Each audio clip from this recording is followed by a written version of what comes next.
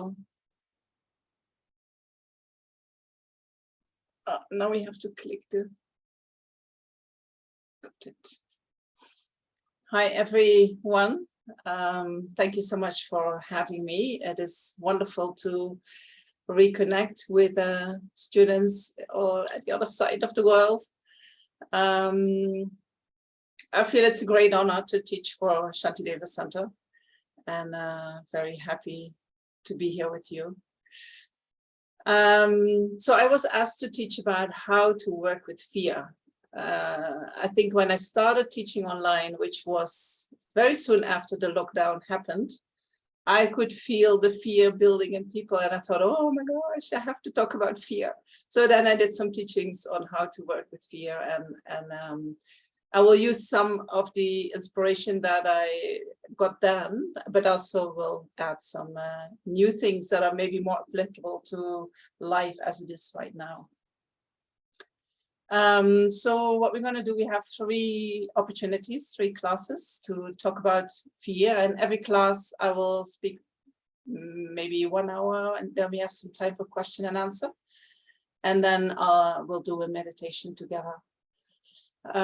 So we first will talk about what fear is and how we experience fear, and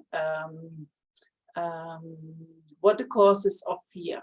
And then I hope to do all that today, but I'm not sure if I'm going to be finished with that. And then we can start looking into what can we do about fear, and what tools do we have in Buddhism in order to address fear, you know, to become more comfortable with fear.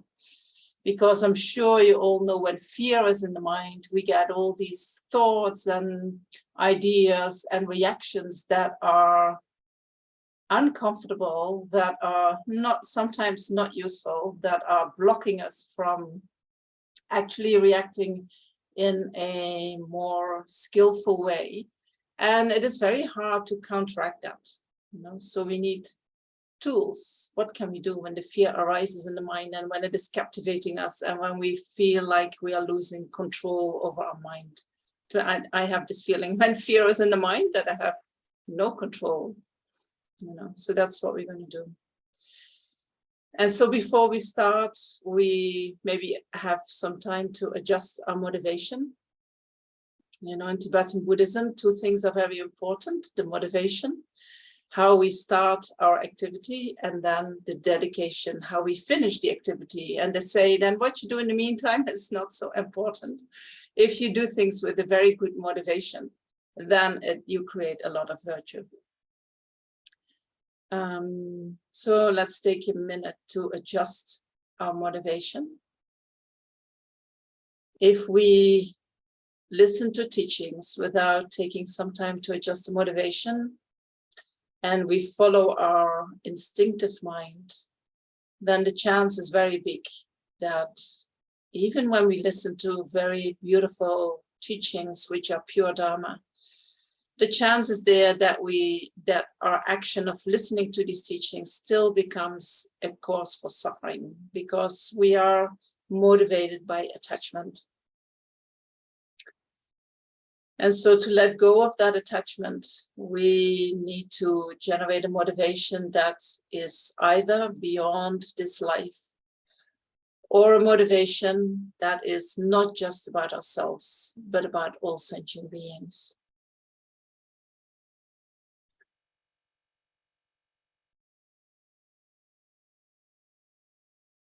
And so we can do that by thinking that, by listening to these teachings, that this might become a cause for us to experience happiness, not just in this life, but also in future lives. And that happiness that we experience is not just the happiness that is pleasure, but that is the happiness which is a freedom from the delusions.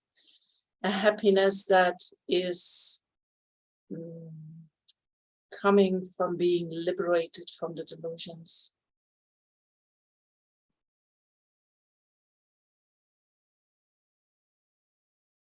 And that happiness is coming from not just wishing ourselves to be happy, but to feel that the happiness of others who are experiencing the same thing as we, others who are experiencing the same suffering as we do, who have the same wish for happiness as we do.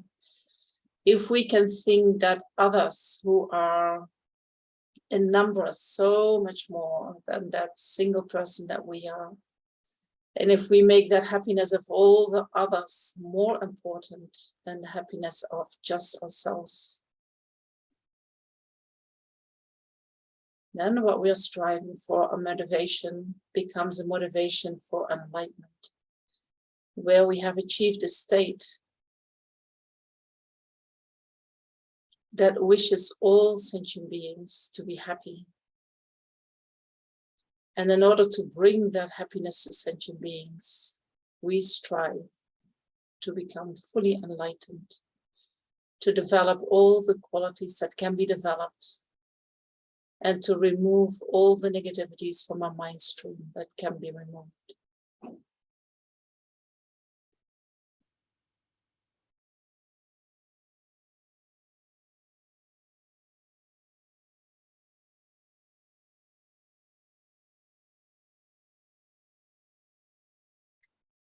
And in order to achieve that state of mind, we rely upon the three jewels. We rely upon the Buddha, the Dharma, and the Sangha. And when we think about the Buddha, we think about our own potential to become a Buddha. And we think about the Buddha that we are going to become in the future. That is our main object of refuge. And when we think about the Dharma, then we think about all these actions that are going to become a cause for us to achieve enlightenment. All the virtuous actions, all the actions that lead to liberation. That Dharma, these actions, they become a refuge in the sense that they protect the mind against negativities. So that's the real Dharma. All our virtuous actions. And then the Sangha, when we take refuge in the Sangha, of course, when we become a Buddha and we have actualized the Dharma in our mind, then we become a Sangha jewel. So that is our object of refuge. But just as we have that potential to become the Sangha jewel, everyone around us has that same potential. So everyone who is supporting us, who is here with us in the teachings, that is our Sangha jewel.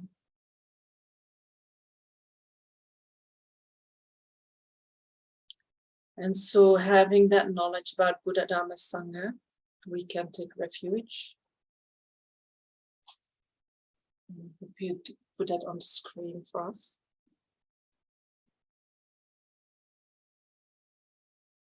And we can do that twice in Tibetan and then reading it one time in English. Sangye chedan sangye chonam la jangchun badu dagni kyapsuchi nage chinye gipe sonam gi dola penche sangye rupasho. Sangye chedan sangye chonam la jangchun badu dagni kyapsuchi nage chinye gipe sonam gi dola penche sangye rupasho. I go for refuge until I'm enlightened to the Buddha, the Dharma, and the Supreme Assembly. By the merits I create through listening to the Dharma, may I become a Buddha in order to benefit all sentient beings. Thank you very much.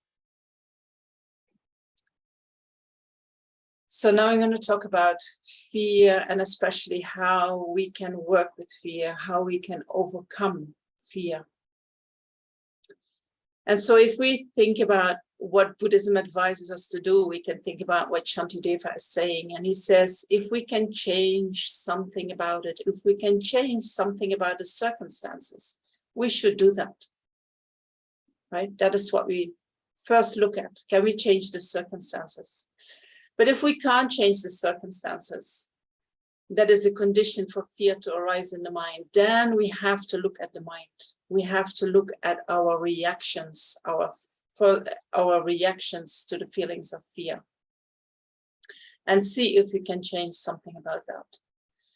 And so when we speak about the fear, we can use the Four Noble Truths, the first teaching of the Buddha, to understand or to get some kind of reference of how to become free of the suffering of fear. So I don't know if you can put up the Four Noble Truths, the document that I sent you. So when we follow the Four Noble Truths, can you make it really big?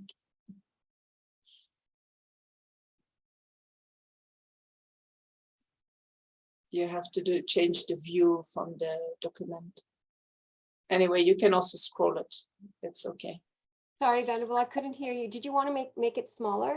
The font No, smaller? no, I wanted to see the whole text. And I think you could open the document. If you can view it without seeing the tabs, then you can see the whole document. Yeah. But it's okay otherwise also.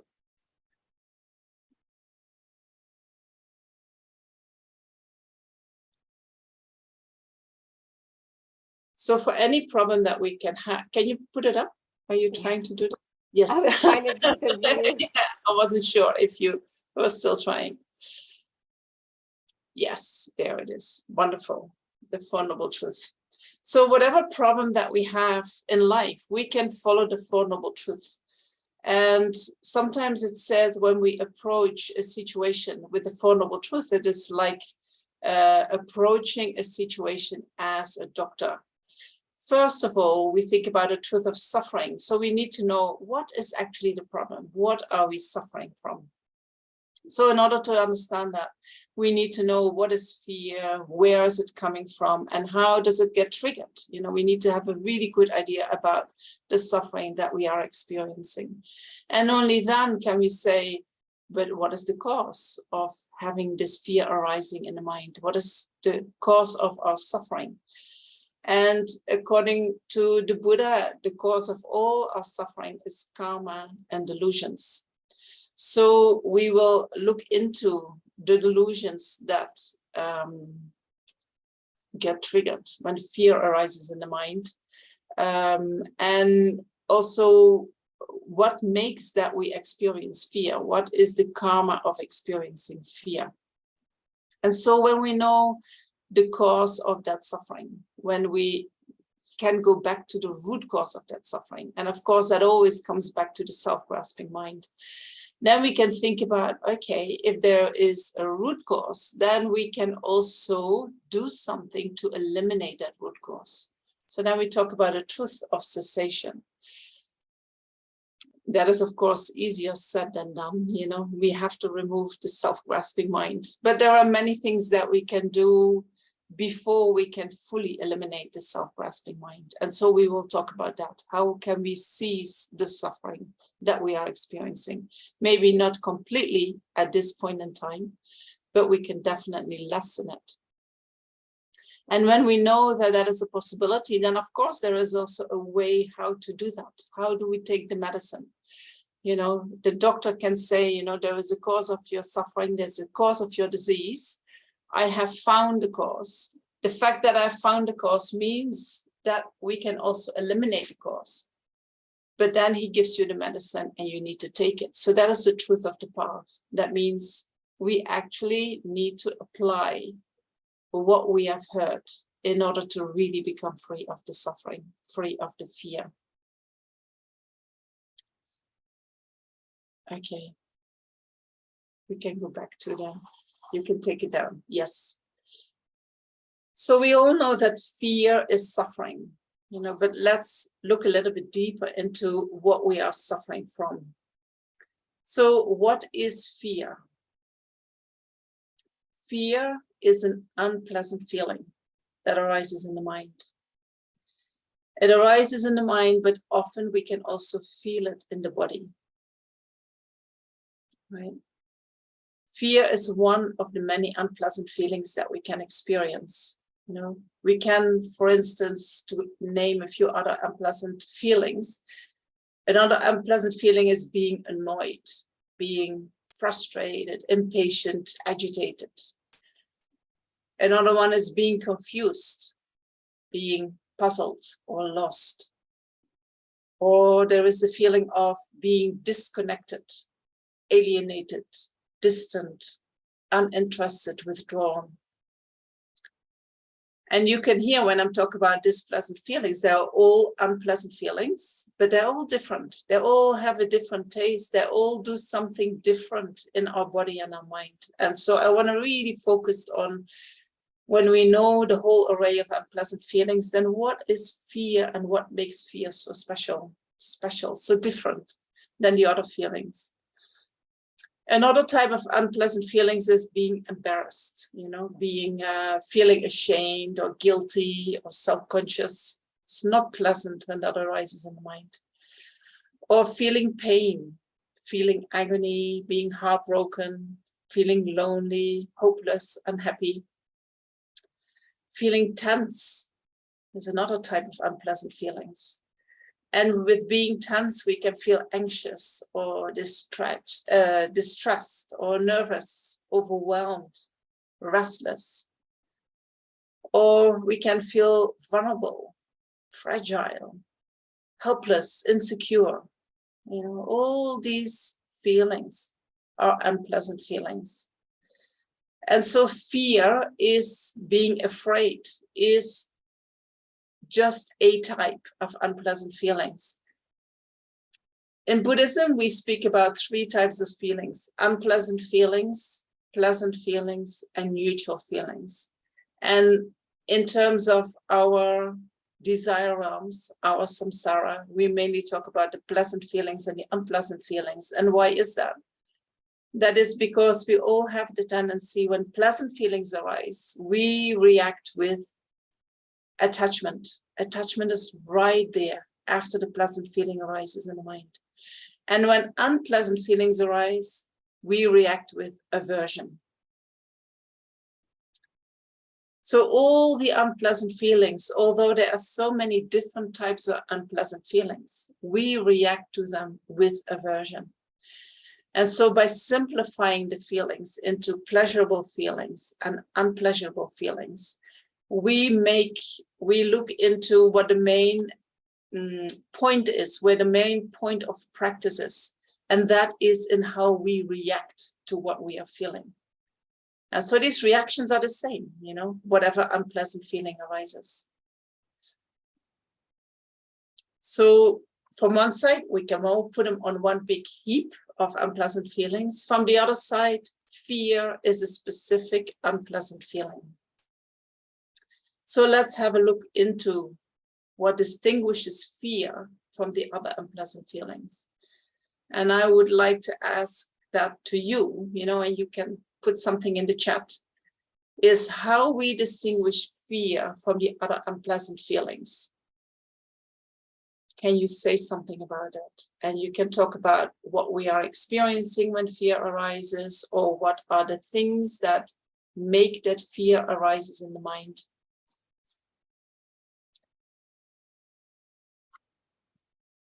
And we can, and I would love to hear from you. How do we know that fear is in the mind? How do we recognize that?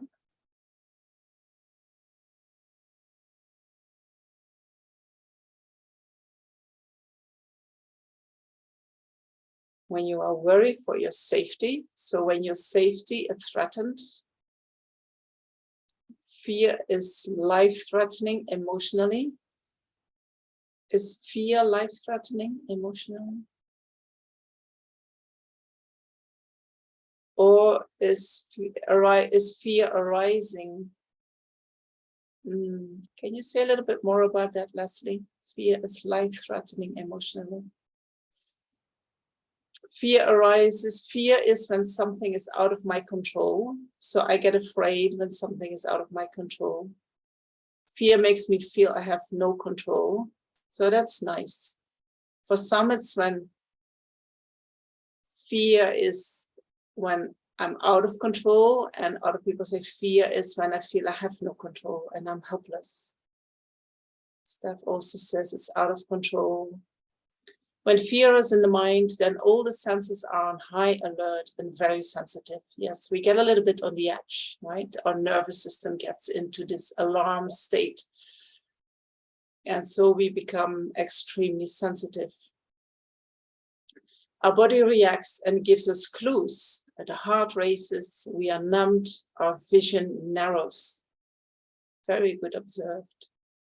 So there are lots of reactions that can happen in the body when we experience fear. Like the heart is racing. Your body can feel numb, you know, your how you say that, your arms, your legs can feel numb, which is a reaction of the body to save life, you know. Then all the blood withdraws from the arms and the legs and goes taking care of the internal organs. Shayla says it's like a direct threat to our existence, even if our life isn't actually in danger. So that's very interesting, isn't it? We feel as if there is a threat to our life, but our rational mind says, well, actually, there is no danger. So emotionally, you feel threatened, but in actuality, there is nothing going on. So we will look into that because there is a lot of opportunity for practice, right? You know that there is not a real danger, but emotionally you experience that. What can we do about that? Then Leslie says, other emotions seems to take me off track of my practice, but fear almost takes over completely. So when fear arises, it is more a total reaction than maybe other emotions. Maybe with other emotions, you can take some distance and you can still differentiate yourself from the emotion. But when fear arises in the mind, often the fear is related to our existence, right? So directly to the I, directly a threat to the I. And so Sheila says the fight or the flight reaction arises. That is true. You know, when we feel threatened, when we feel in danger, when the I feels in danger, we want to run away or we're going to fight, right? We check the situation and see what is best.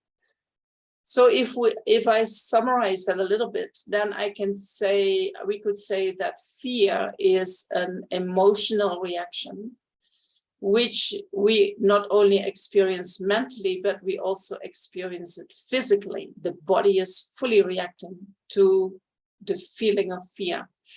The heart can start pulsing stronger. We can feel numb. We can feel in a rush. The mind can get out of control. We feel that we have no control. We become much less rational. The mind becomes very narrow. Often we only can think about me and maybe the ones that I love, but me and then the other people, there is a separation between them. So I'm only going to conserve me and my family and my loved ones, and I care much less about others, right? So the self-grasping mind and the self-cherishing mind get strongly triggered when fear arises in the mind. And often the I, the self, what we experience as the self, we feel threatened in that. And when we feel threatened in the self, we feel threatened in our existence, right? We might have the feeling, I'm not going to make it. I'm going to lose myself, my house, my life, my money, I cannot sustain myself. I cannot take care of myself. A very threatening situation. That is all connected to the unpleasant feeling of fear, right? That is specific for fear. So when we think about the physiology, then we say that when the fear arises in the mind, when there is a threat, then the body reacts with producing the stress hormones. And so these are produced in the emotional center in the brain, or in the limbic system, in the amygdala. That is a center, the central station where we process fear. And we have that, but also animals have that. We share that with the animal kingdom, right? Sometimes we call it the emotional brain. If we look a little bit deeper into the brain, you know, and somebody said that we have the fight and the flight reaction when fear arises in the mind. But when the fight and the flight reactions, when we want to activate them, but we cannot, then we have the freeze reaction. And that happens even deeper in the brain. That happens in the reptile mind. Have you heard of that? More in the brain stem. So the limbic system is about this height, and the reptile mind is this height. Here is the fight and the flight. But if we cannot, we want to run away, but we cannot, you know, then we freeze. And that is a much more primitive mind.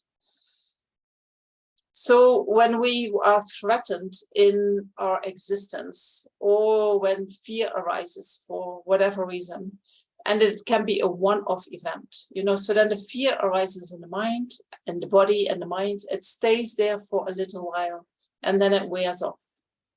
For instance, we want to cross the street, and we suddenly realize that a car is coming, and we jump back, you know. Then we feel like, oh my gosh, the car just missed me. I could have died. Yeah. And so the stress hormone stays for a little while in the body, and maybe we have to tell our story 10 times. Can you imagine what happened to me? And then it starts to wear off. It leaves the body, and we reset the nervous system back to normal. Fear can also be a reaction to circumstances that change. For instance, I'm having a job and I feel really, really good in the job, and then I'm put into a different area in the same, maybe with the same employer, but I'm going to be working in a different area with new colleagues, and I'm so scared. I don't know how they're going to react to me. I don't know if they're going to like me. I'm not sure if I'm able to do the job. I'm not sure, you know, there's so many things that can trigger fear in our mind. But then we go into the job and we start doing it, and we're getting used to it, and we're getting used to the new people. And then slowly, the mind goes back to the normal function. You know, the nervous system is settling down. Right. So then there is another way that we can experience fear, and that is when we experience fear for a long period of time. For instance, we experience a life-threatening disease, or we are in an abusive relationship, and we never know when the abuse is going to happen. It can happen at any time. And so that means that the stress hormone stays in the body. Or even it stays in the body, and it starts to, you know, at a certain point we think, oh, now it's okay, and it goes down, and then the next stress situation happens. So then it goes up again. And so then we do not have the chance to really settle down back into our normal state of mind. And then we experience trauma after trauma after trauma, and the fear can stay in the mind, and we can get so used to being fearful that we think, well, that is just who I am.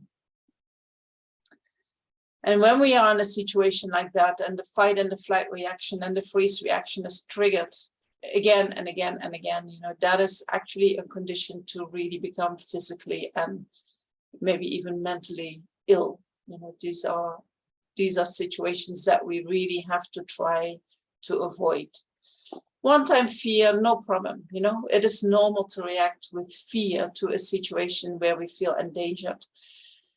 Changing situations and experiencing fear because of that, we can get used to the new situation. But being in an abusive situation, or in a situation where our fear is constantly triggered, that is extremely unhealthy. Our immune system will be weakening. Our heart will, not be healthy. It will pump too fast. Our blood pressure will go up. I'm sure when we're going to look into the science, what they have discovered, what happens to the body when there is fear, we will find many, many symptoms. So in itself, with fear, there is nothing wrong with, we all fear. When fear arises in the mind, it makes us alert. Hey, something is happening. I need to do something. So it is a protection mechanism. It helps us to survive. So we need that.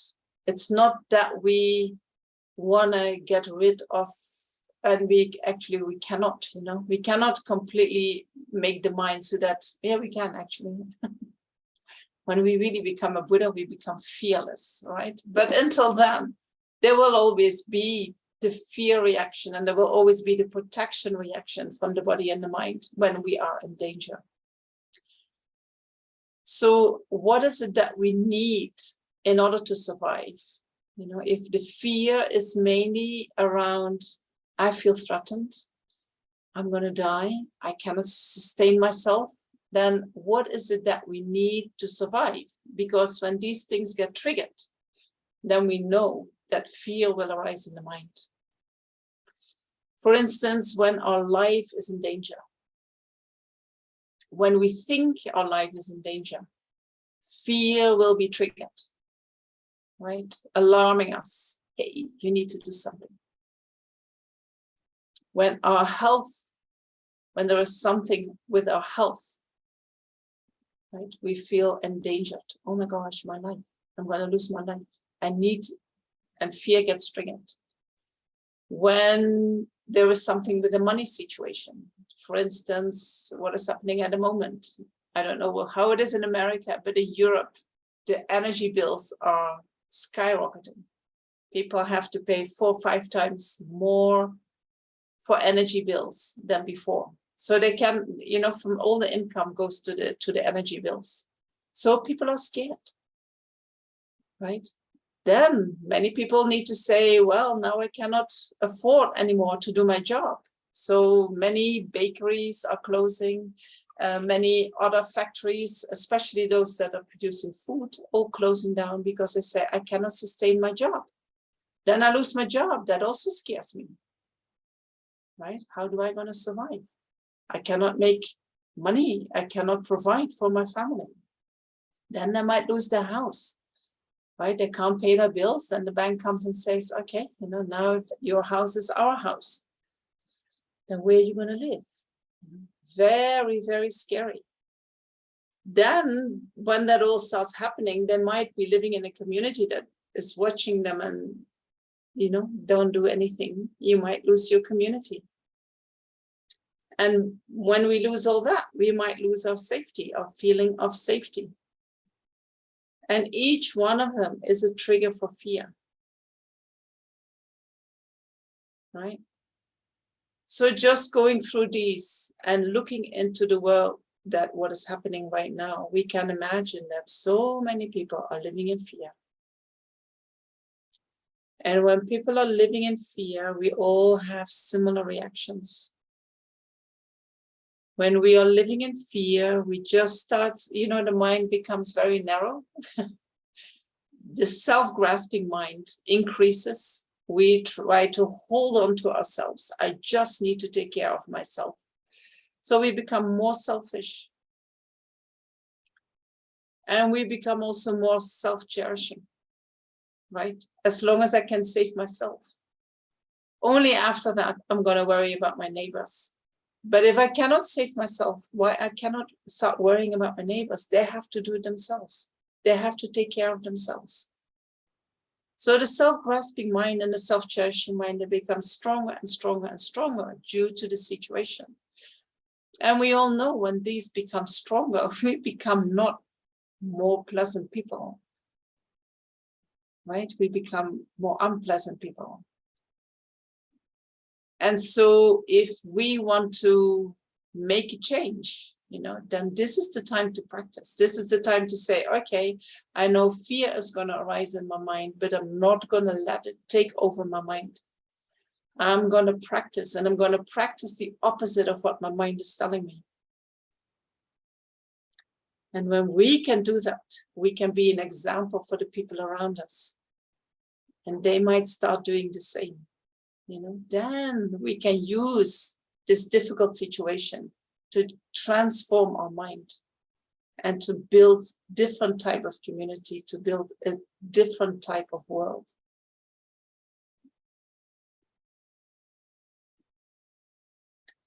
So the fear of losing things that we feel are very important to our life, that make our life, that sustain our life, our health, our money, our job, our house, our community, our safety.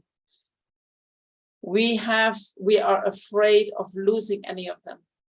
And we are afraid of losing ourselves within that. So when these things get threatened, it is very normal to feel afraid. And so when fear arises in the mind, then the first thing that we need to do is to recognize it for what it is and to tell ourselves, this is quite normal. You as a human being that is reacting emotionally, it is completely normal that you react with fear. And so practice loving kindness and compassion for yourself when you find yourself in that situation.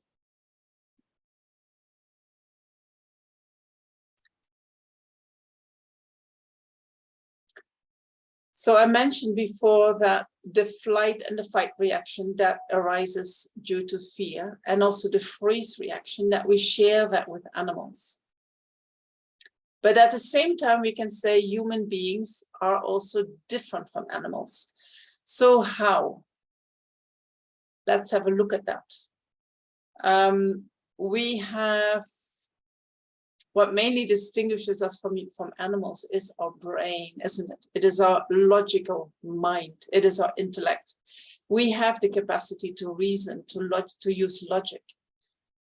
And what we also have, we have an imagination. We can think about the future, and we can think about what can happen to us. And so this human capacity can be a blessing, but it can also be a burden, depending how we use it. So how can it be a blessing? For instance, we can investigate where things are coming from. When we experience a fearful event, we can look into that and say, what is actually happening? And is it really so threatening as I feel that it is? And I can look into my reactions. Why am I reacting with withdrawing from the whole community when I feel like that? Why can I not stay connected? Maybe I can try to stay connected even when I feel fear, right? Animals cannot do that. Animals, they feel the fear, they react with fighting, flighting, with the fight and the flight reaction, or they react with the freeze reaction, and that's it. They're not thinking about it.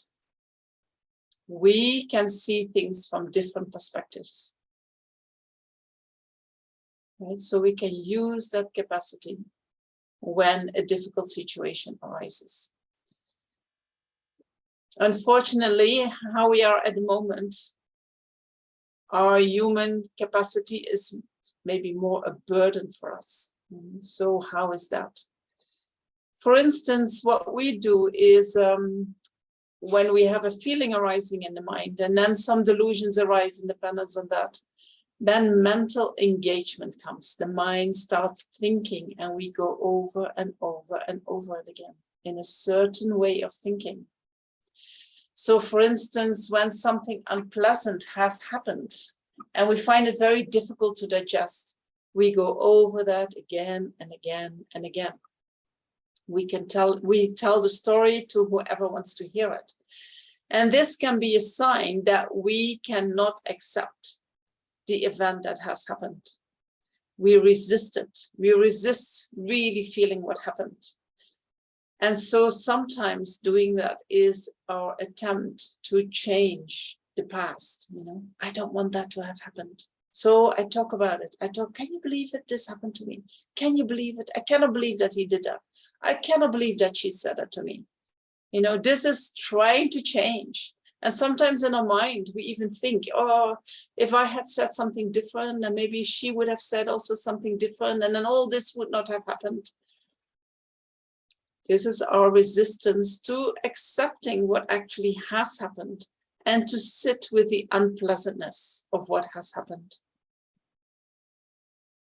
By doing that, we actually make it much more difficult for ourselves. You know, sitting with the unpleasant feelings is sometimes easier than fighting the unpleasant feeling.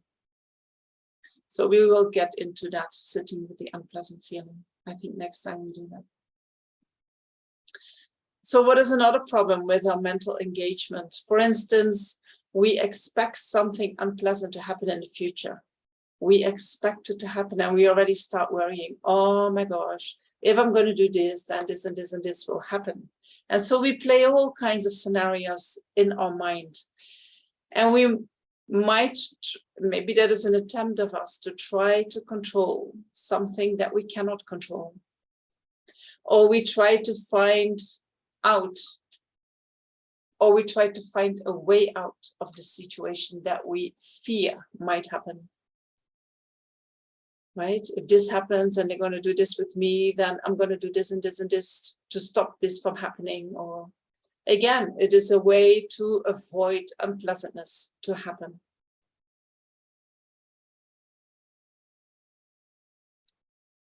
Another thing that we do is when we hear, for instance, that millions of people are going to die, we get very, very scared. And then even later they say, oh no, it were not millions, it were just 100,000. Oh no, it were only 10,000. Oh no, it were only 100. The fear already has triggered. And very strange, even when we hear that the numbers are dropping, the fear doesn't drop. You know, somehow once that fight and flight reaction is triggered in the mind, the amygdala is working very hard. We cannot just undo that. We keep believing the story that was told in the first place.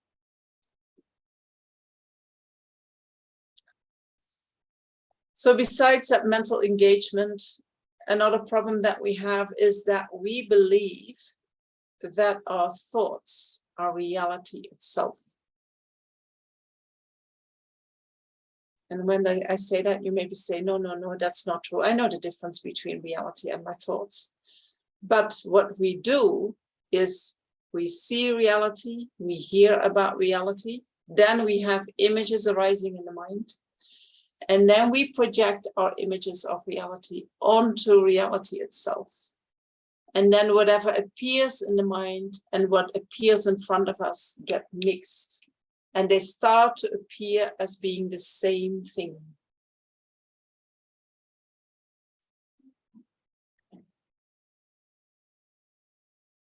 True. Have you ever observed that? This is a very important one. You know, if we understand that what goes on in our mind is not actually what is happening in reality, you know, that can make such a big shift in the mind in terms of lessening the delusions. I'll get to some examples.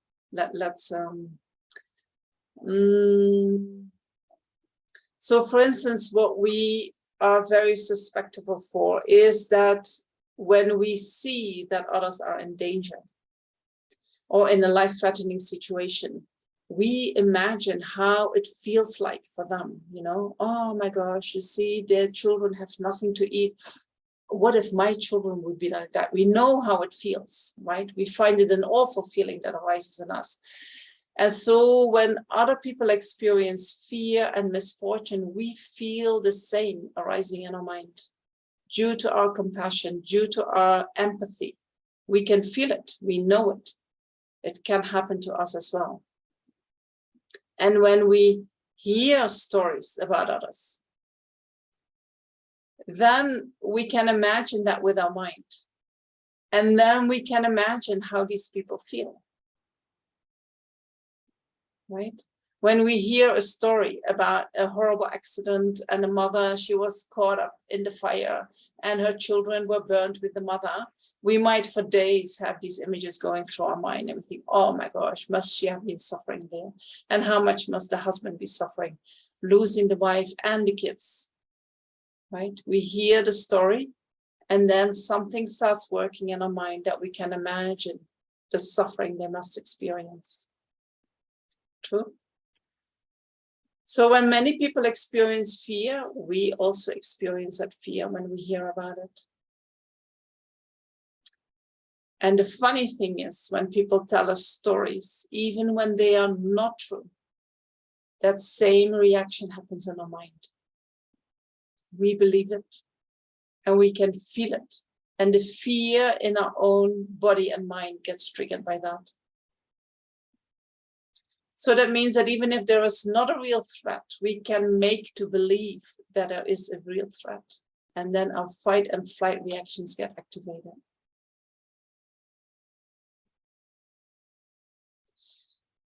And if many people react to a situation with fear, then whether we like it or not, somehow we follow the reaction. You know, we are social animals. And we behave like a group. We are part of a group. And if a certain emotion arises in the group, that emotion arises in every member of the group. It's very difficult not to be affected by that. Have you ever experienced that? When you are somewhere where there are many people who are afraid, or for instance, you go to a funeral where many people are mourning, you know, it can be that you feel the pain yourself and that you start crying, even if you don't know the person who has passed away. Right? This is our human nature. And so even if we are very strong and we are not affected by the fear, you know, everyone around us is fearful, but we are not affected by that fear. Then the ones who are fearful, they come to us and they will make sure that we're going to follow their rules that are there in order for them to deal with the fear, you know, so then somehow we are still pushed into that.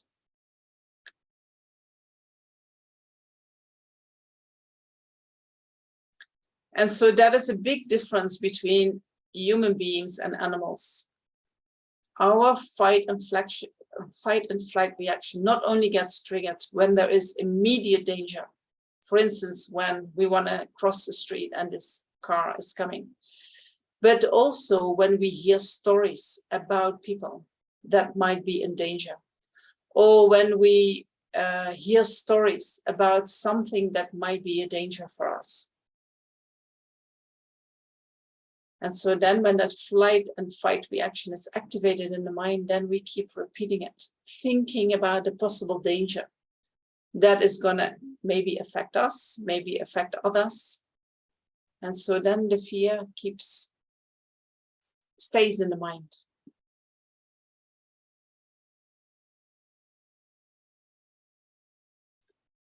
And so on the basis of our experiences, we can also develop deep-seated beliefs. And often we are not aware of these beliefs, but they can be there as an underlying basis for the fear. So for instance, many of us maybe are familiar with the concept. For many of us, when we were young, fear was used as a motivator. For instance, we have learned that we need to obey, we need to follow authority, whether that is God, whether that is our parents, our teacher, our government. And if we do not do that, you know, we are bad human beings, or we will get punished, or we will going to be excluded, or something bad is going to happen to you, right? Often we are not aware that we have these beliefs. You know, we might have the feeling, I have this fear every time when an authority comes, but we're not really sure where it is coming from. And so then every time when an authority tells you to do something, you get immediately scared and you do it, because somehow deep inside your mind, you are afraid that if you don't do that, something really bad is going to happen.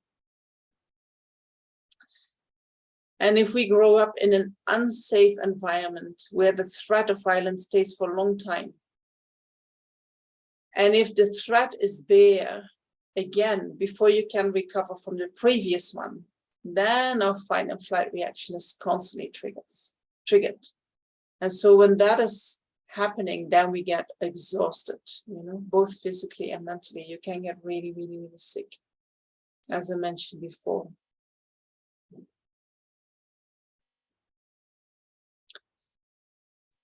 So fear is a natural reaction that protects us from direct dangers. It functions to protect our life.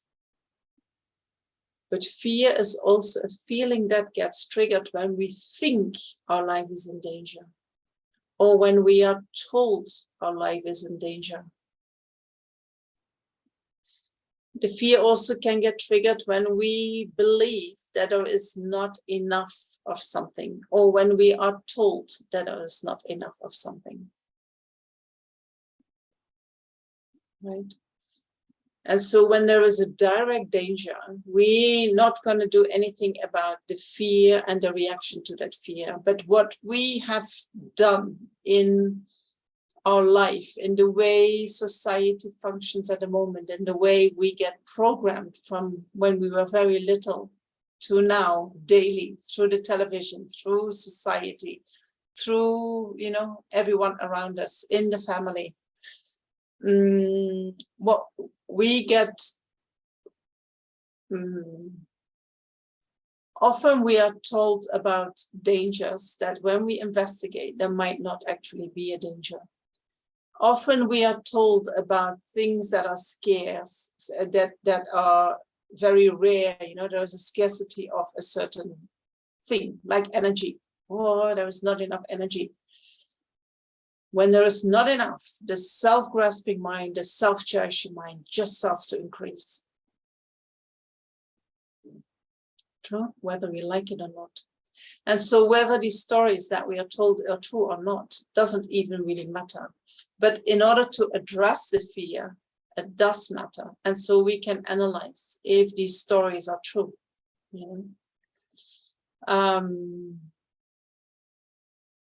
Because if we think our life is in danger, but we can see, oh no, actually it is not, then you can see that a lot of fear will disappear naturally. True. If we can see that, for instance, if I watch television every day, not just every day, I watch it hours a day, and I hear the news again and again and again, the same story again and again and again. And I hear again and again, oh, there is not enough energy, there's not enough energy, there's not enough energy. The fear that comes to the mind is incredible. If we hear the story one time, it's maybe enough. Right? That is already triggering the fear. Then we can, maybe it's not triggered too badly, so that we can look, okay, what can I do about this? But if we hear the story again and again and again, we can create a situation for ourselves where we freeze in the fear and we cannot do anything. Right? Then we cannot move. We don't know what to do. Then we become very vulnerable. Right.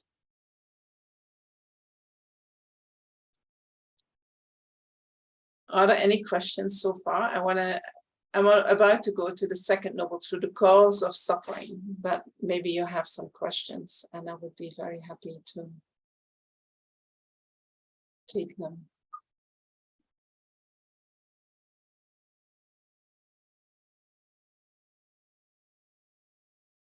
Yeah, Chalice said, every time we rehash what's happened, we experience what happened all over again. So this is how we keep the mind busy, reliving the situation again and again.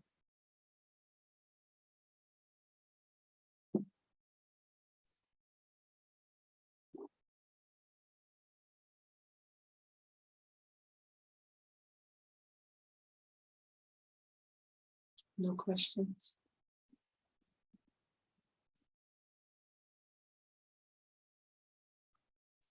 Okay. Shall I continue a little bit more? Yes, okay. So fear, that is what we are suffering from. And then we can think about the second noble truth. What is the cause of suffering? What is the cause of our fear, or why is it that we suffer so much from the fear? And so according to Buddhism, in general, we can say that the cause of suffering is karma and delusions. So if we look into delusions, then the main delusion or the root delusion is a self-grasping mind. It is the mind that holds onto a self in a way that the self actually does not exist. The self-grasping mind, holding on to true existence or inherent existence, is a mind that is blind for how reality exists in actuality. It doesn't know reality as it is. And not only does it not know how reality is but we perceive reality in a distorted way. We perceive reality in the opposite way of how it exists in actuality. We perceive the self in the opposite way as it exists in actuality. And so in Buddhism, we say we have a distorted knowing with respect to the conventional nature of things. How do things appear to us? You know, whatever arises, whatever we see, whatever we hear, the self, the me, the I that appears in the mind, they all appear as being independent or objective entities, as if they are standing on their own. Well, in reality, nothing exists like that. So we think, when we think about I, we have this, especially when we are afraid, right? Or when there are other strong emotions in the mind. This I appears as if it is standing in a way separate from the body and the mind, as if it is independent of the body and the mind. While in actuality, when we investigate how the self exists, then we would have to say that the self exists independence of causes and conditions. It exists independence of its parts. For instance, the I, the self, cannot exist without the body and the mind, right? But sometimes it appears like it is standing there without the body and the mind, you know, completely separate from the body and the mind, as if it is maybe controlling the body and the mind. And the self also exists independence on the mind itself. And so therefore an independent entity standing in and of itself, myself being this me, I, which is separate from everything else, that one does not exist like that. So that is our ignorance with respect to the conventional nature of things. And then we also have an ignorance with respect to the ultimate nature of things.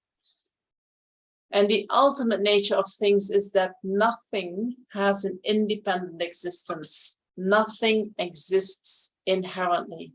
Nothing exists independently of anything else. Which means that fear doesn't exist independently. And the self that experiences the fear doesn't exist independently. And that what we are afraid of also doesn't exist independently. And so by seeing that fear that arises in the mind and the self that experiences that fear, they all exist in dependence upon causes and conditions.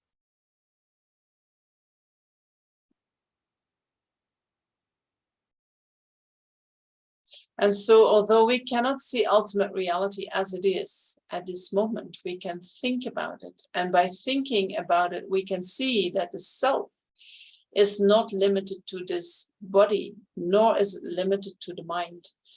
The fear that arises in the mind is also not something that is existing in and of itself in the body and the mind. It is arising due to causes and conditions, and we can look at the causes and conditions, and maybe we can do something about the causes and conditions.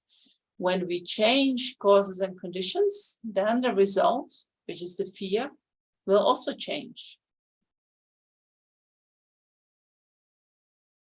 Right? It is not that when fear arises in the mind that we say, oh, no, I shouldn't feel the fear. Oh, that is so stupid that I'm feeling fear. It's not needed that I'm feeling fear. Not like that. Right? When fear arises in the mind, we fully feel it. Wow, I'm so bloody scared. But then I can think, where is the fear coming from? What is the trigger? You know, somebody told me a story about something that has happened. I could say, did that really happen, or was that just a story? When we watch a movie, we can get completely into it, and the fight and the flight reaction can be strongly triggered, right? We can get really scared watching the movie, and then we tell ourselves, oh, it's just a movie. It's just a movie. And when we realize, oh, it's just a movie, then already the fear goes down. Right? So when we hear stories, we can say, is that a real story? Is that really true or not? And even if the story is true, if something has happened to somebody else, it doesn't mean that it's going to happen to me. Right?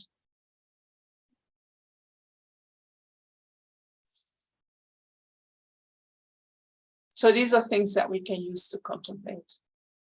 And so when there is fear in the mind, then that self, that I, that becomes really, really strong, right? So we say the self-grasping mind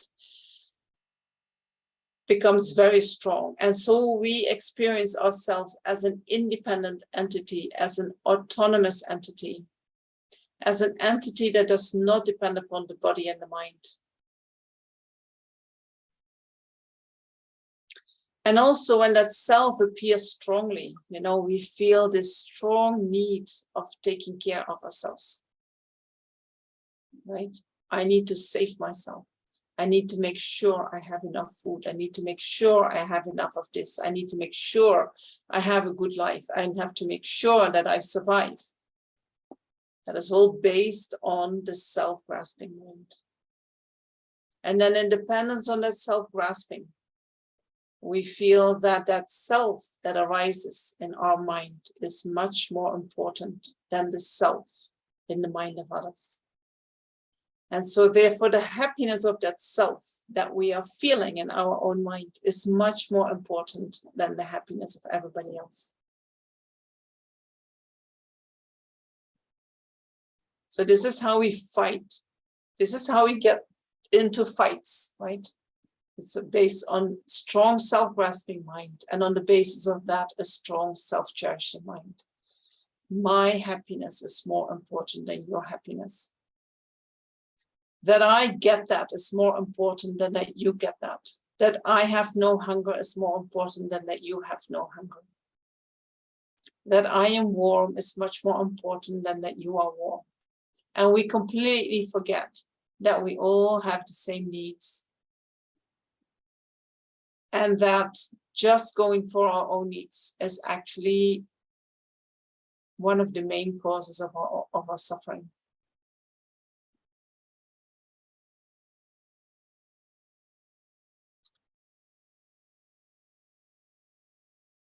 So according to Buddhism, this self-grasping mind, that is the cause of all our suffering. And in order to become free of that suffering, we need to realize that that self that arises as this independent entity, we need to realize that that self does not exist in the way it appears. And it also does not exist in the way that we believe it exists.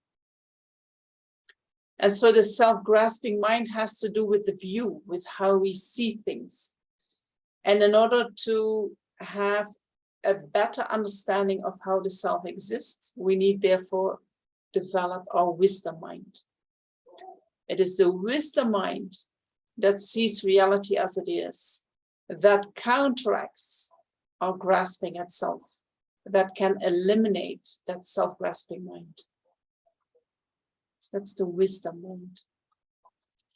And so then the self-cherishing mind that arises in dependence on the self-grasping, that has to do with our attitude.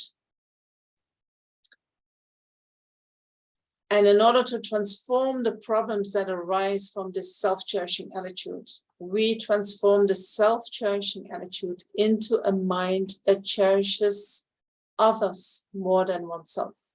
So that is the bodhicitta mind. That is loving kindness and compassion. Right? That is developing the compassion, the compassionate mind. Can we say that? We develop wisdom and compassion. Wisdom has to do with the view, with the self-grasping. The compassion has to do with the attitude and the self-cherishing.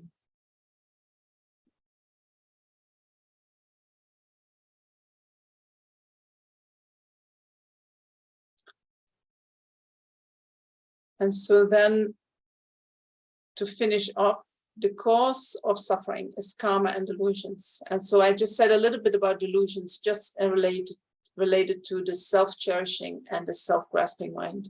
Next time we will talk about the delusions that arise from that, to look a little bit deeper into that and what we can do about that.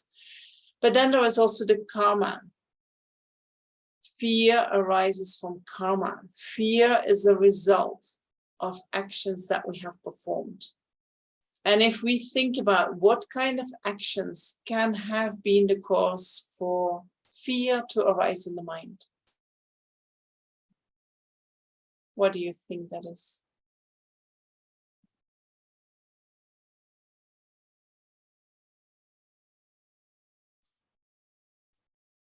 Have you ever heard that what we inflict upon others, that is going to come back to us?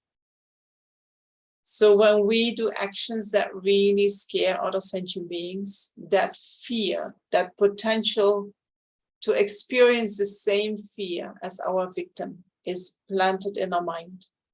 And when causes and conditions come together that ripen these seeds, we will experience a similar fear than what we have inflicted upon others. So fear comes from having harmed other sentient beings.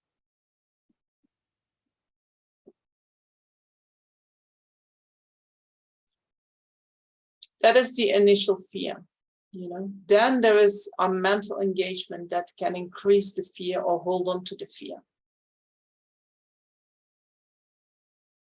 We cannot change our karma, but what we can do is we can purify our karma, or we can create the causes and conditions that our karma doesn't ripen, and we can address the mental engagement that arises in dependence upon the fear that is triggered in our mind.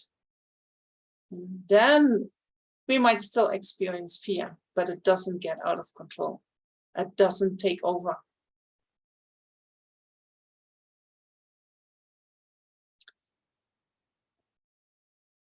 And so I remember, and I think it was in 2016 when we had this last Lamrim retreat, Lamb of the Path retreat in America. And Lama Zopa said, wait until the Westerners discover karma. Said they will regret so much what they have done. And I think if we look into the world, what we are doing with sentient beings, with other human beings, with animals, then we can see we are creating a lot of causes. We are inflicting so much harm onto others, and that causes so much fear for them. And so one day that is all going to come back to us, and maybe that is happening right now. There are situations in the world that are so difficult, that create so much fear.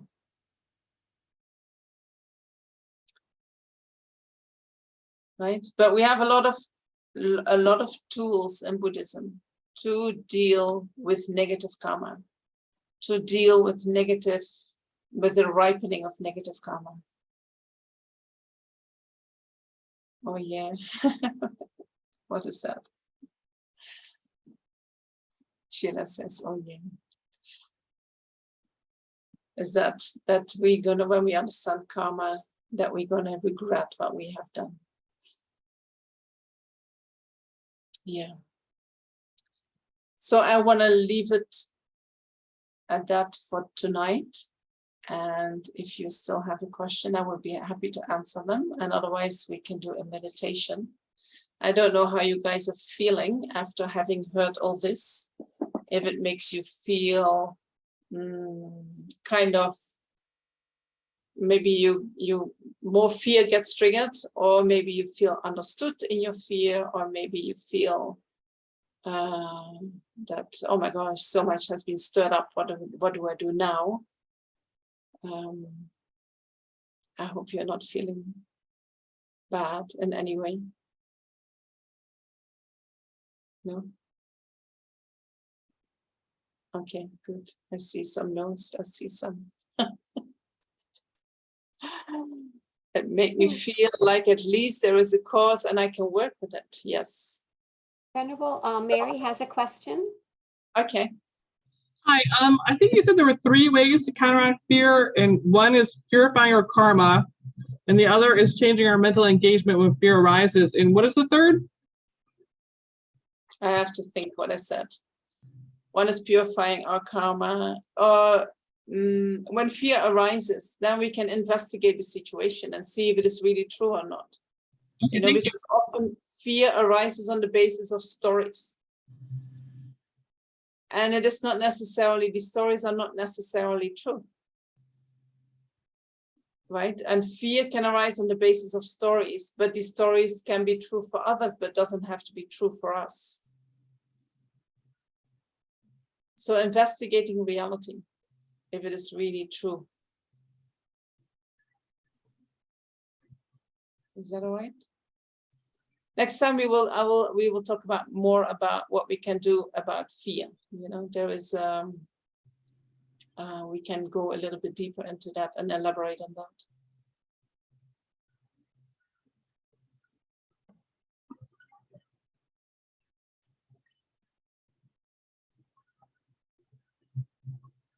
May I ask a question, Venerable? Yes. So my question is confused because I'm confused about what I'm really trying to get okay. at. But, you know, it's this idea of the view, you know, of the self-grasping mind, and how, because of that, it sets up this whole mechanism of fear.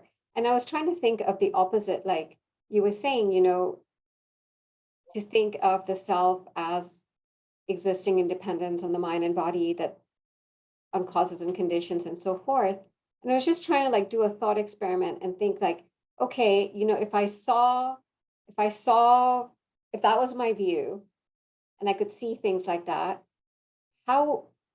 why would fear not still arise? Because, you know, the tiger is still out to eat me up, or, you know, the car is still going to like maybe hit me.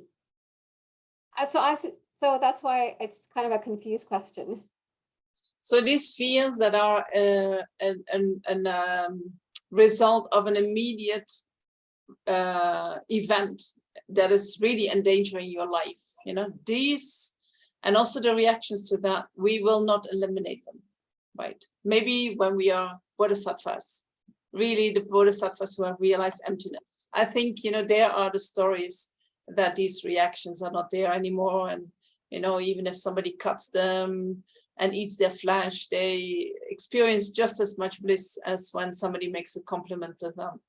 So, but before we are there, these fear reactions, the fear and the reactions, they will stay when there is immediate danger. And so we don't have to worry that even when we practice that, these fears will disappear.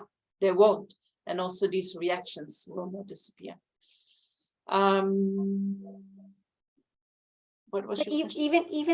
Even like, you know, the longer term things like, you know, fear arising when you lose a job, or when, you know, someone you love is really sick, or when you're sick. Like, I'm just doing this thought experiment. Like, if my view changes Like, why would the fear still not arise? Or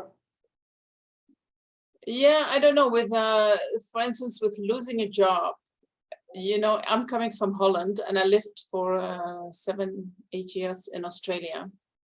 And I saw that people in Australia, they're very, very different with going, you know, dealing with jobs. For instance, in Holland, when you have a job, this is many years ago, it's not anymore like that, but you have a job and you stay with one employer for 20 years, 30 years, sometimes 50 years. That's it. Losing your job is therefore extremely scary, you know, because you have nothing else. And there are not many people who have done that before you, and you don't know, you don't have any role models of what to do when you are sacked or when you lose your job. So there is a lot of fear in that situation based on the social structure and conditioning that has happened. But in Australia, people change 5, 6, 7 times in their life, and not just job, but even profession, you know, yeah, do all kinds of things. And so everyone is quite relaxed. Oh, I lost my job and now I have a new job.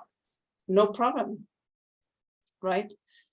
So seeing that and then contemplating that, and that makes that I'm also much less scared about losing job. You know, it's something will come, you know. I always contemplate, I'm living in a very rich country where normally the most people are not suffering from hunger and thirst and homelessness, and so most likely it won't happen to me even if I lose a job, right? If you look at it, it's very difficult in some countries to really lose everything when you lose your job. So yeah, I don't know, I contemplate like that. When you see that when you lose your job and fear arises in the mind, there are ways of contemplating that the fear becomes less intense. You know, you can be focused on your loss, for instance, and you can be focused on that what you're going to leave, but you can also think, and I think especially when you are a practitioner, when you are creating merits, you know, when that is what you're doing every day, you can also think, well, maybe the universe wants me to be somewhere else, or maybe my guru wants me to be somewhere else. And this might be an opportunity to make a change that normally I would never dare to make. And the moment you start seeing your loss as an opportunity for something new to arise in your life, and you really can focus on that, that will change your fear, I think. What do you think? no, I think that is all very helpful advice. It also makes me think about so much about conditioning, you know, like the Australia Holland thing. It's like sort of my own conditioning makes me process things a certain way. Yes. And, you know, the advice is to look at that and try to process it a different way. Yes. Yes, because I think, you know, the way that we process things are based on deep-seated beliefs that we got through our education, through our culture. You know, there are many ways of doing things based on beliefs. We might not even be aware of them. And other cultures do not have them, and they experience that therefore differently. Yes. Whether we are afraid or not of losing our job, you know, that might not change the reality of losing or not our job. And so when we're going to lose the job and we have some way of counteracting the fear that comes with that, we can be much more productive in connecting with our creativity and finding other ways of sustaining our life.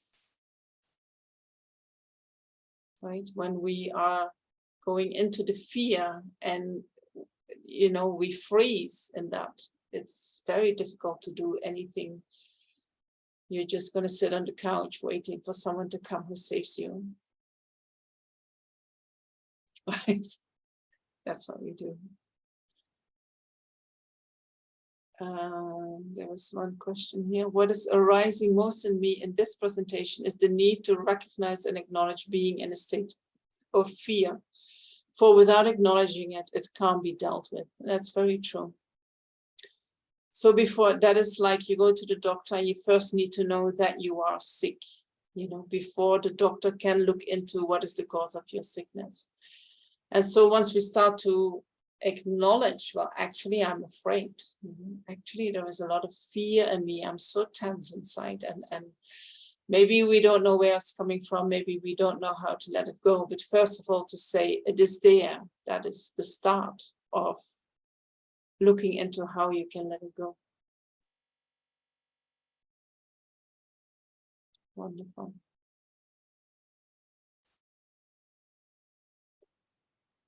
So if there are no more questions, I thought to do a meditation on the clarity of the mind, which can be an antidote to the fear, or we can use that meditation as an antidote to fear. You know, that we are not looking into the fear itself, but we are looking into the nature of the mind that is experiencing fear. All right. Am I not talking too fast? Sometimes I put so much meaning in one sentence that I'm not sure if you get it. I hope you do. Do you? Good, good. So meditation on the clarity of the mind. So make yourself comfortable. You can sit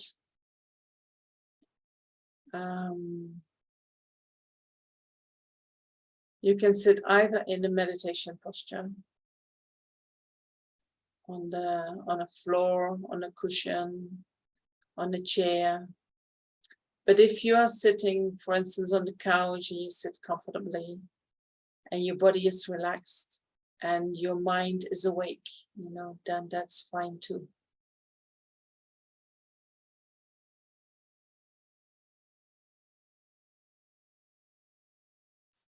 And so your hands are either in the meditation posture, the right hand on top of the left, the thumb slightly touching each other. But you can also hold your hands in your lap or on your thighs.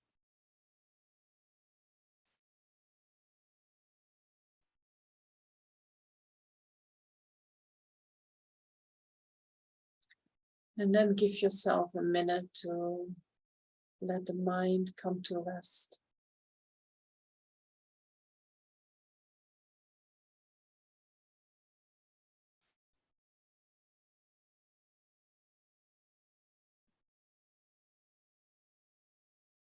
Having received a lot of information, the mind might be a little bit busy or agitated or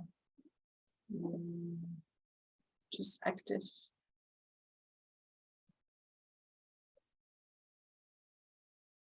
Try not to hold on to any of the words that you have heard.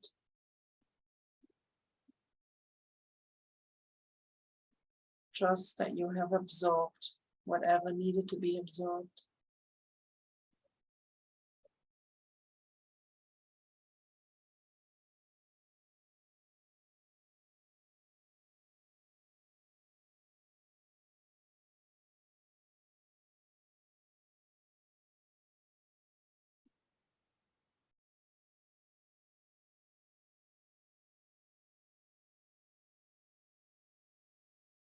And then if you feel the need to breathe in deeply and then breathe out deeply, allow yourself to do that.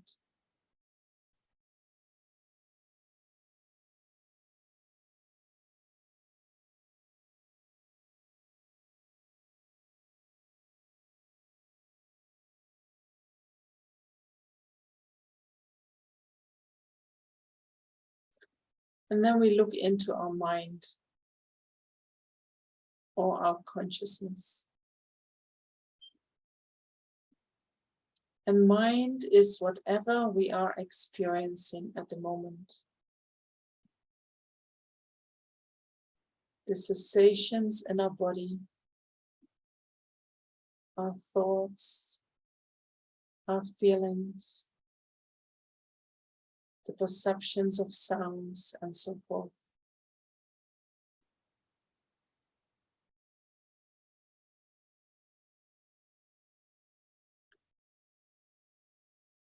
And mind is also the space in which these experiences arise.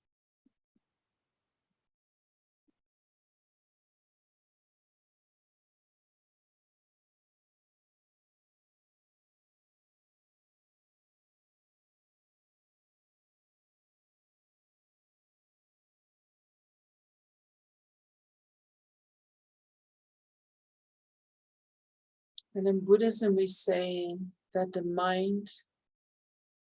nature of the mind is clear and known.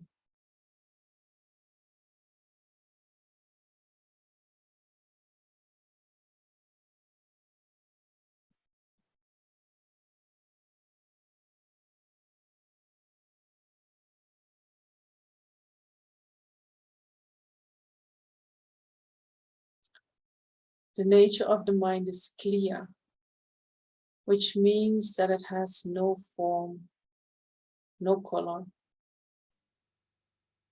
We can't see it or touch it.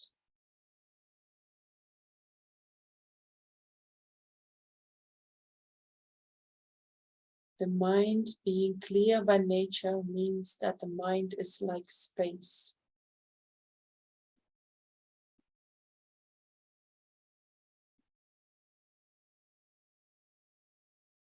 Try to focus on this clear nature of the mind.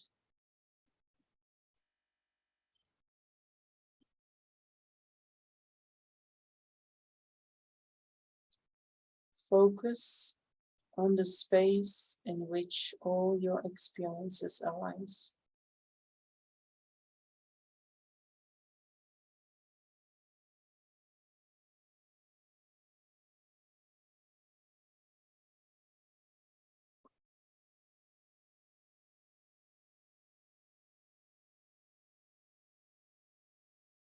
And when we focus on the space like nature of the mind itself, we create a space in which we allow all our thoughts and feelings to arise.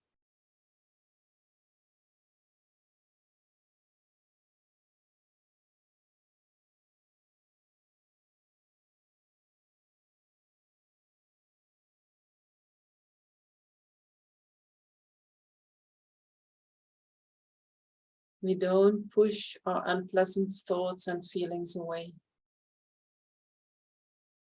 knowing that thoughts and feelings are of themselves not bad. They are just thoughts and feelings.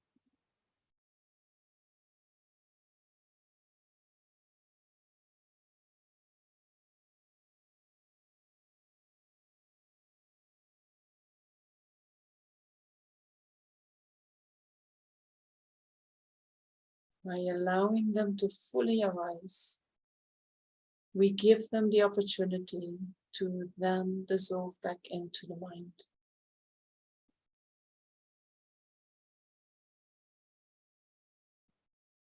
And once a thought or feeling has dissolved back into the mind, it is exhausted and cannot arise again in the future.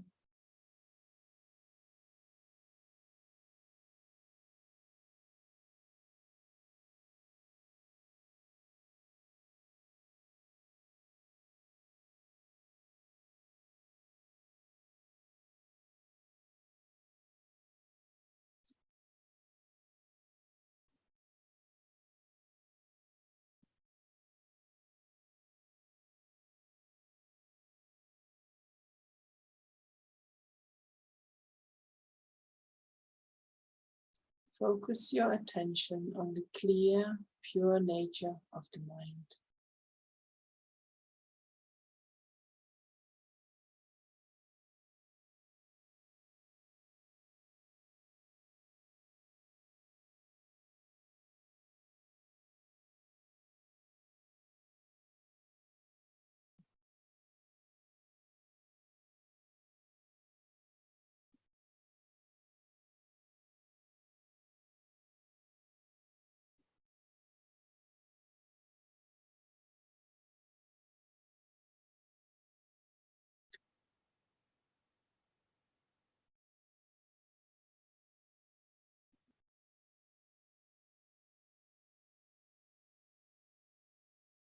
We also don't follow the thoughts and feelings.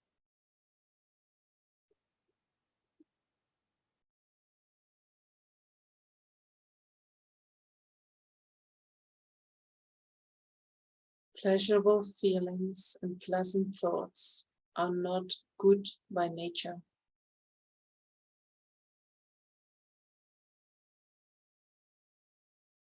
Holding on to these pleasant feelings and thoughts, not allowing them to dissolve back into the mind, is our way of pursuing happiness.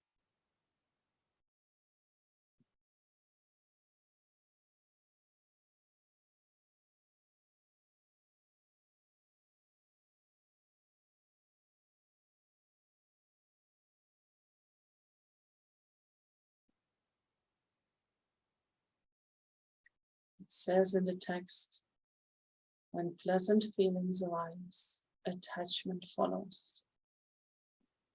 Attachment holds on to the pleasant feelings and thoughts in an attempt to find happiness.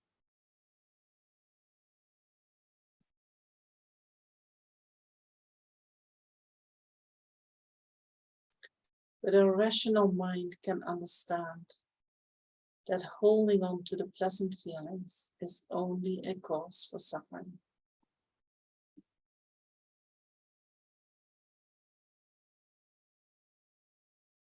Therefore, when pleasant feelings and thoughts arise in the mind, we fully enjoy them. And then we allow them to dissolve back into the mind.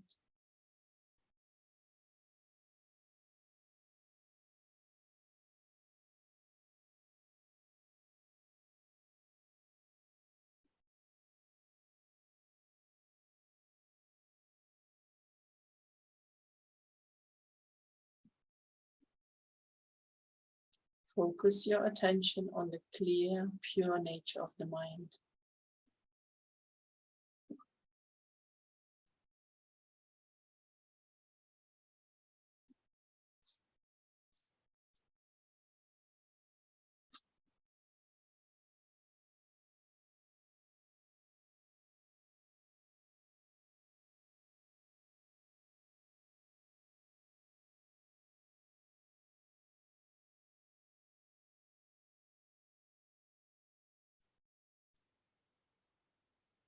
And then we look into the experiences itself. The nature of each of the experiences that arise in our mind is also clear and knowing. Thoughts, feelings, and emotions have the same nature as the mind itself. They also have no form, no color. We can't see them and we can't touch them. They are like space.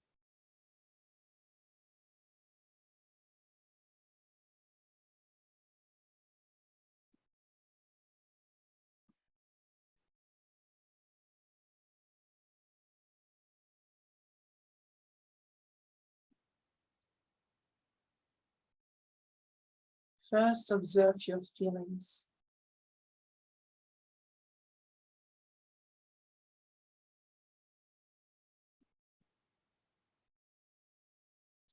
Pleasant feelings and unpleasant feelings have in common that their nature is clear, is clarity. They are like space. And try to focus your attention on this clear, pure nature of the feelings.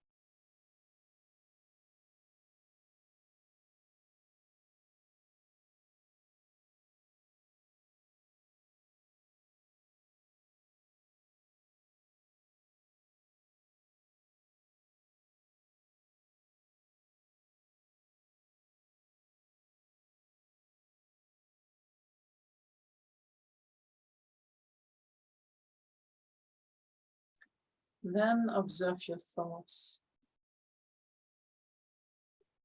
Also, their nature is clear, like space.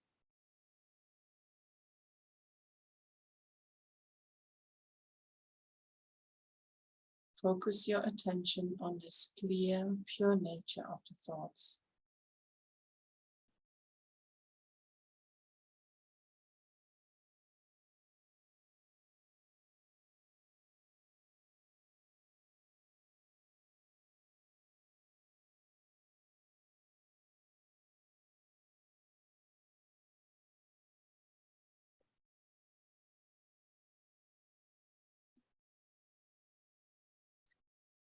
Thoughts and disturbing emotions such as attachment and aversion arise in every moment.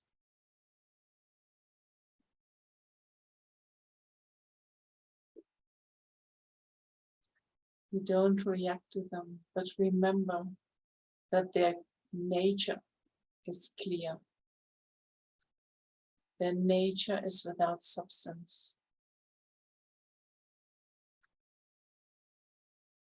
Their nature is like space. And instead of believing them and following them, focus your attention on this pure, clear nature.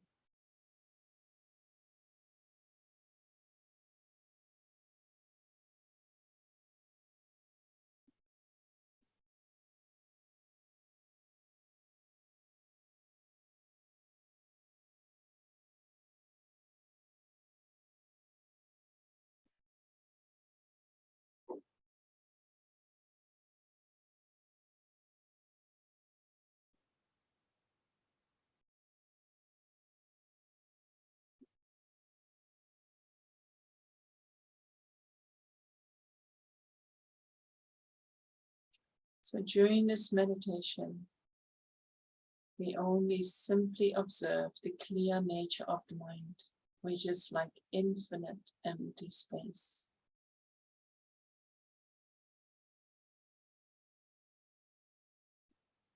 Rest your mind in that space-like nature.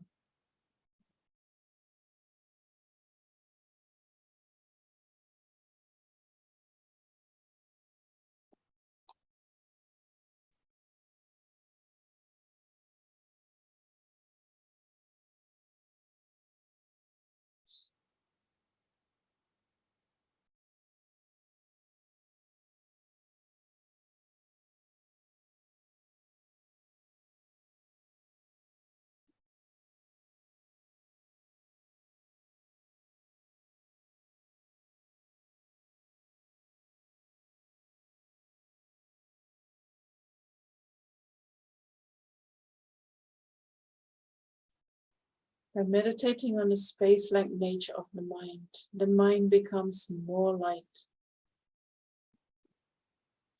It becomes more light in the sense that it illuminates. It is like an inner light that enables us to see things more clearly. It is the light that dispels the darkness of ignorance.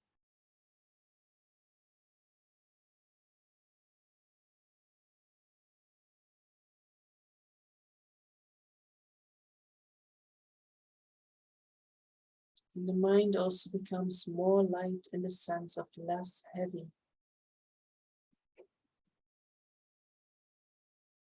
Things will appear less heavy to us, and due to this, our clinging or aversion to them will be weakened.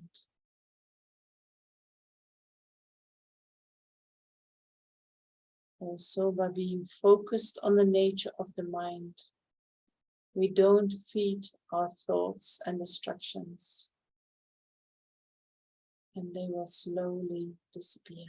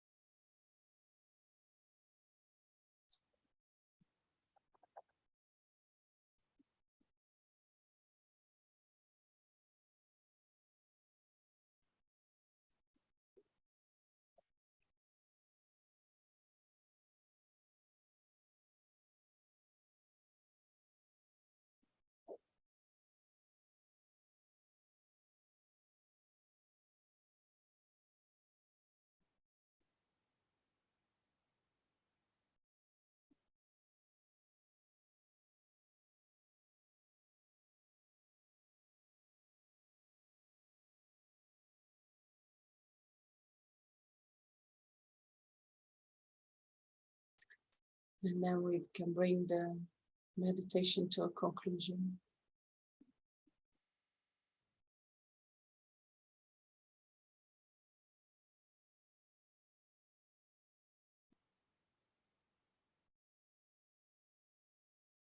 And if your meditation went well, you will feel light and relaxed.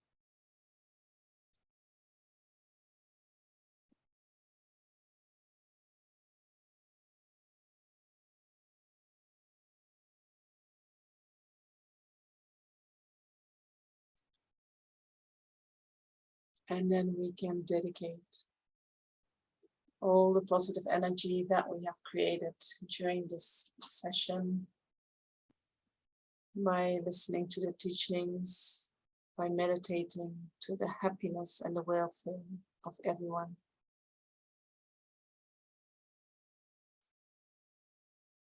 And we can do the dedication prayers together. Maybe we do the first 2 verses in Tibetan and then the last one we read in English.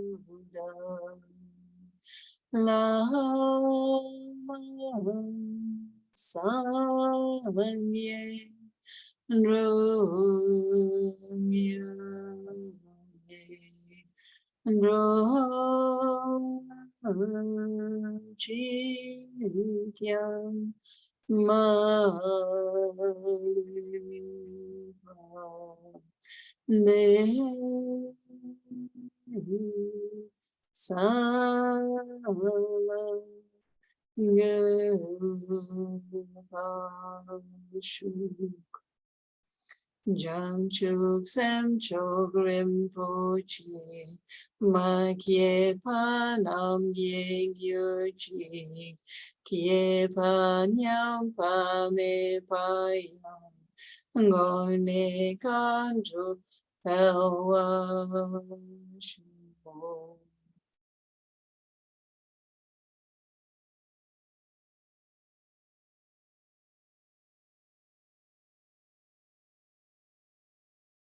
Thank you all very much. Thank you so much, Venerable Jamyang. We look You're forward to seeing you next week from Holland on September 25th. Yes. And everyone, please feel free to unmute yourselves if you would like to wish Venerable. Thank you, Venerable. Thank you, Sinead. Thank you, Thank everybody. you, Venerable. Thank you, You're very everyone. welcome. Safe travels. Thank you. Thank you. Thank you so much. Take care. Okay. Bye-bye. See you Bye, next week. everyone. Bye. See you all soon. Bye-bye. Bye.